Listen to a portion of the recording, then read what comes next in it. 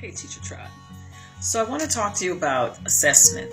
We have a lot of new teachers coming in that are coming from alternative routes that may not have the brick and mortar experience as the veterans such as yourself and myself.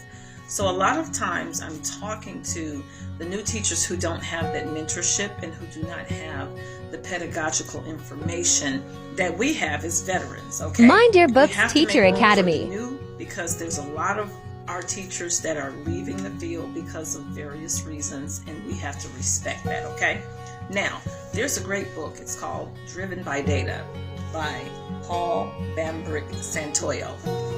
What I love about this book is that it will teach you how to drive assessment through data and also how to begin in the assessment process. We know that we have to pick the standard. We pick the standard. That is a core principle of great teaching. You start with the standard, but the standard itself is just telling you what it is that you need to assess. So when the kids are before us and they have deficit in their knowledge, it ties back to the do now question that we put on the board when they come in. They're thinking about, well, what are we going to be talking about today? The question is on the board. It's okay if they know absolutely nothing about it. You need to know, what do they know? That's the purpose of informal assessment. Informal assessment is leading toward the formal assessment.